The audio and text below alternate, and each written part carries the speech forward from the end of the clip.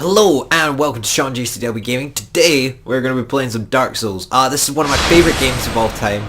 And in addition, a few of my friends got this recently and they were asking me for a bit of help because, you know, Dark Souls is notoriously difficult. So I said I would help them, but I can't always be there in presence, so now I can be there in spirit, no matter what. Anyway, enough of the cheesy mop. Let's get into a game, shall we? I have played through this game quite a lot, so I'm hoping not to suck too much, but we'll see. I'm certainly not the best player at this game.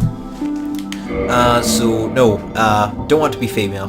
Tempting, but sadly I will have to pass up on that opportunity. No, I didn't want to go warrior. I want to go pyromancer. Pyromancer is by far my favourite class. Mage is good too, but just like every other class is kind of like the same, and you can build each class no matter what you you can build each class once you're in the game because you can level up wherever you like. That's what I was trying to say. But I like pyromancer because they start at level 1, so you have the most control over what you level up, I feel. So that's good. And also they start with fireballs, which can just really make the early game, it just makes the early game a bit easier for you. Anyway, I'm going to pick pyromancer and I'm going to take the master key, just because all those other items you can get within the game and aren't really useful. Master key is just the most useful, and also it allows me to skip Blighttown, an area in the game that causes insane performance problems, and I might have to skip that area because it even causes them in like consoles and stuff. It's crazy. But anyway, dark purple. Tempting, but I think I'm just going to stick with black here. And let's go. Gonna let this cutscene play, and I'll shush for now. In the age of ancients, the world was unformed, shrouded by fog. A land of grey crags, arch trees, and everlasting dragons.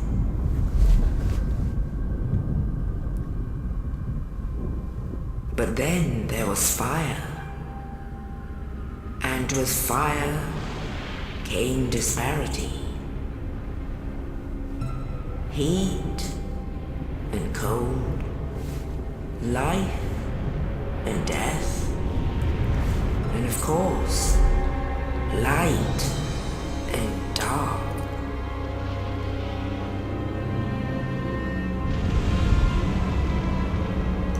Then from the dark they came and found the souls of lords within the flame.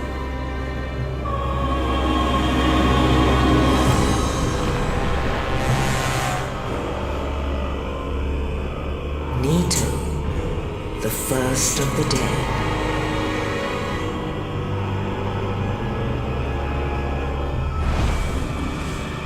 The Witch of Asylum and her daughters of Chaos. Gwyn, the Lord of Sunlight, and his faithful knights. And the furtive pygmy, so easily forgotten.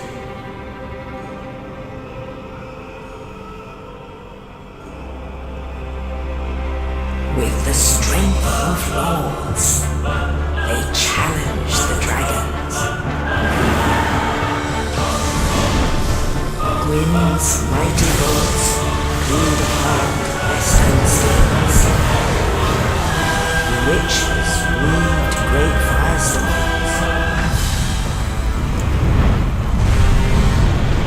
Nito unleashed a miasma of death and disease. And seethed the scales betrayed his own, and the dragons were no more.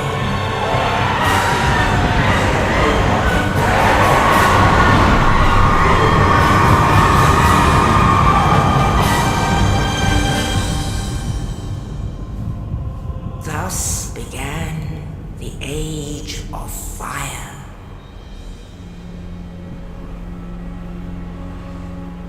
But soon the flames will fade, and only dark will remain.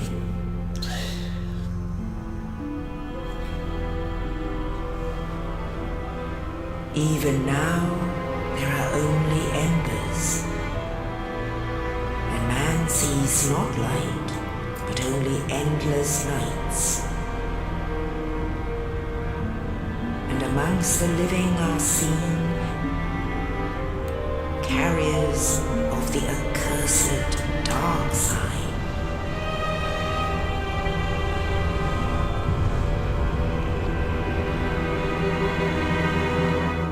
John.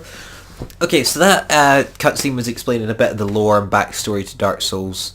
And it's one of the few cutscenes in the game, story-wise anyway. And actually there's another one here, so I'm gonna shush again.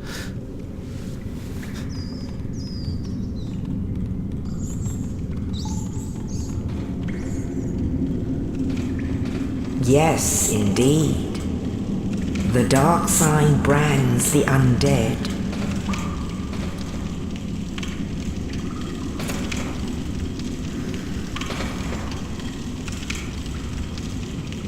And in this land,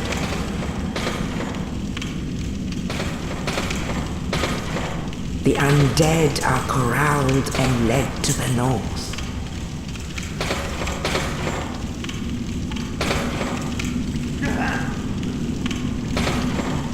Where they are locked away to await the end of the world.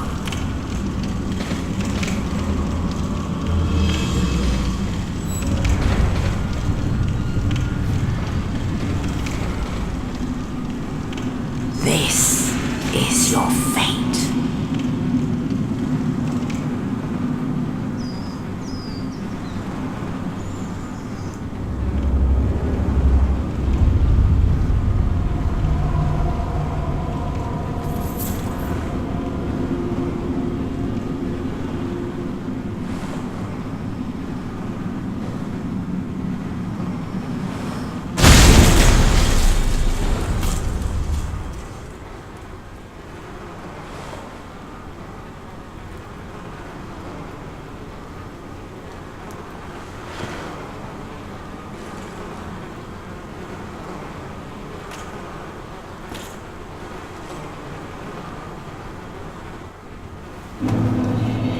Okay, so here we are in the actual gameplay of the game.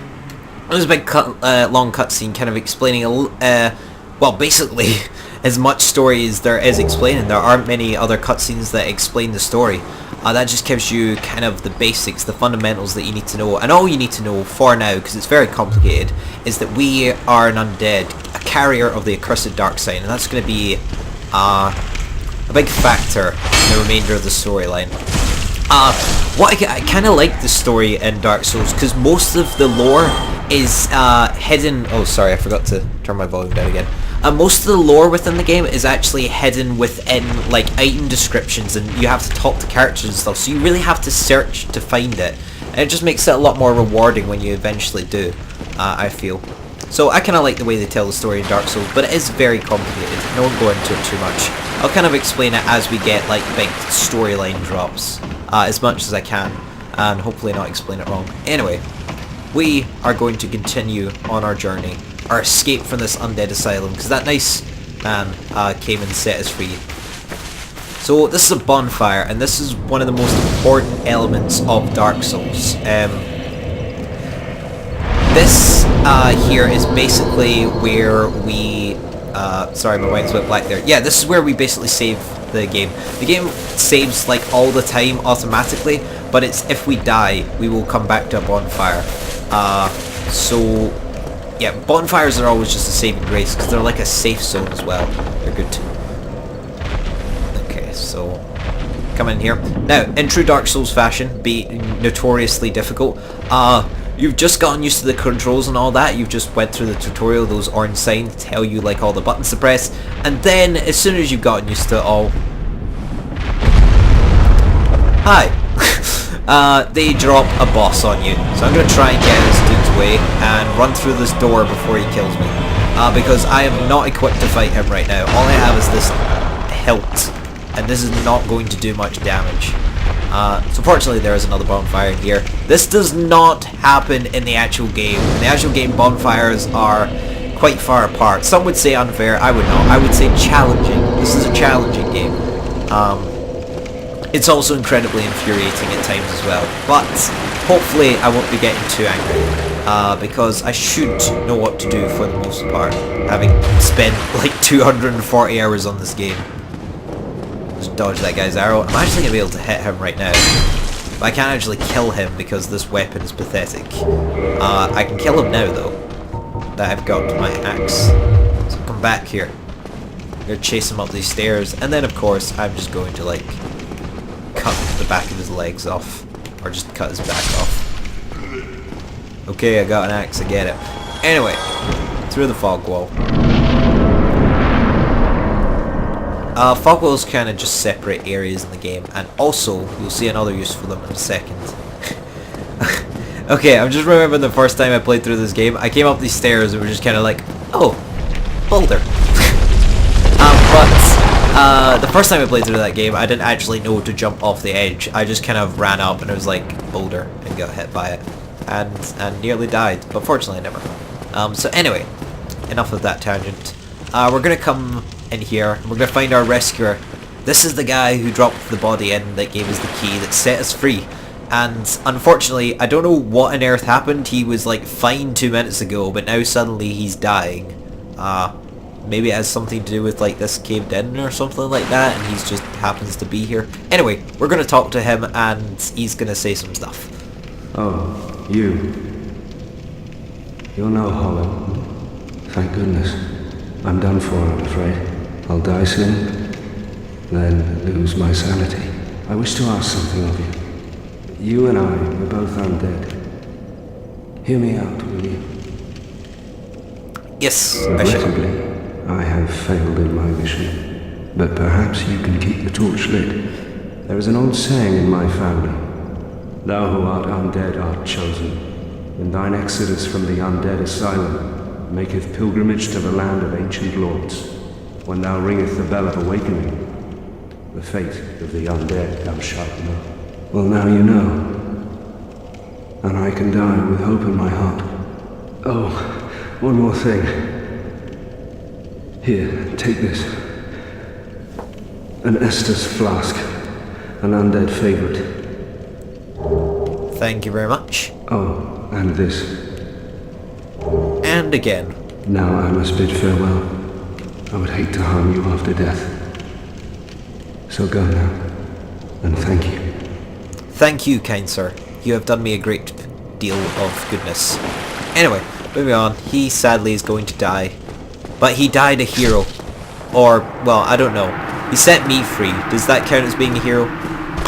I would count that as being a hero. Just gonna kill this guy. And we're coming up for a bit of intensity soon. Maybe. We'll see. Anyway, I need to be careful with these guys around here, because often when I start the game again, like I'm used to being really overpowered, and then I get to these, and these guys are still really weak, but I just kind of run in there and think I can kill them in one hit, and then I end up nearly dying, and then I feel really stupid. So let's just be sensible. Oh. Dodge.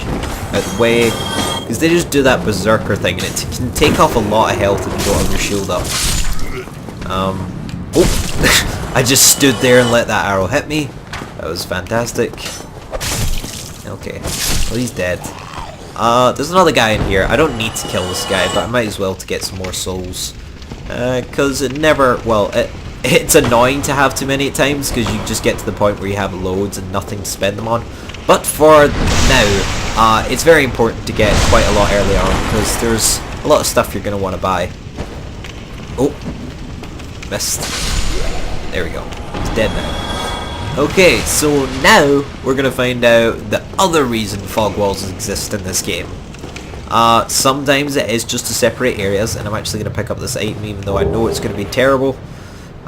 Sometimes they are to separate areas, but most of the time it leads into a boss fight.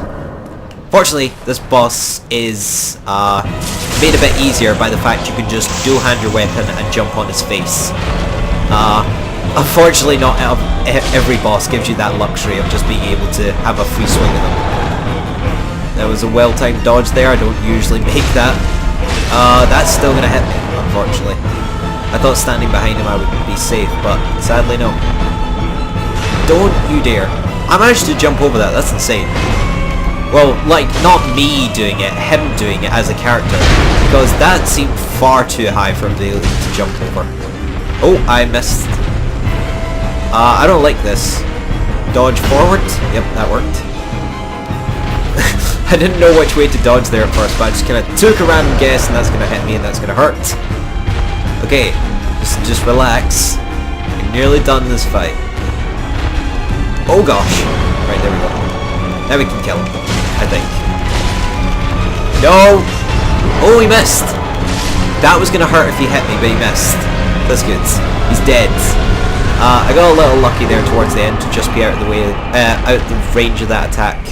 But it doesn't matter now because he's dead. I thought I could get... I knew it was 4 hits to kill him at that last bit, and I thought I could get 4 hits in, but I forgot like my stamina is really low and it can only get 3 hits in at a time if I'm dual-handing my weapon. But I gotta keep... That's what I'm saying again, like, you're used to like being really overpowered and being able to just destroy everything in this early game and get loads of swings in. But I gotta remember I'm not quite as powerful as I once was. So anyway, this is going to be the last cutscene before, well, for a long time. In the ancient legends, it is stated that one day an undead shall be chosen.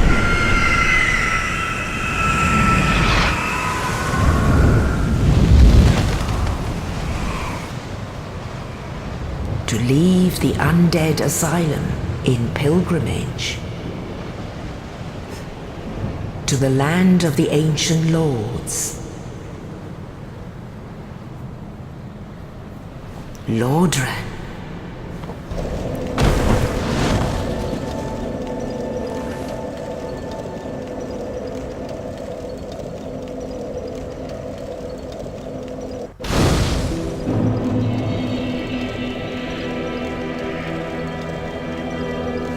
So, here we are in the main part of the game. This is going to be kind of our main bonfire for the most part. This is a very important bonfire. This is essentially like the center of the game. You keep coming back to here quite a lot. This is Firelight Shrine. So, we found out there from that cutscene that we aren't just any undead, but we are the chosen undead. And we have to make a pilgrimage to do something. Another important thing for me to point out from the original cutscene is like that idea of that first there was the Age of Ancients with the dragons, and now we're in the Age of Fire, but the Age of Fire is coming to an end. So that's an important thing to like kind of focus on for the time being. That and that we are the chosen undead. So anyway, I'm gonna pick up this, and then I'm gonna end the video here actually. But next time I'm going to talk to that man over there, and he's going to give me a little help on where I should be going and what I should be doing to complete this pilgrimage that I'm to go on. Anyway, so if you enjoyed, thank you very much for watching. That sentence didn't make sense, but anyway, thanks for watching. If you enjoyed the video, please like, it helps out a great deal, and hopefully I will see you next time.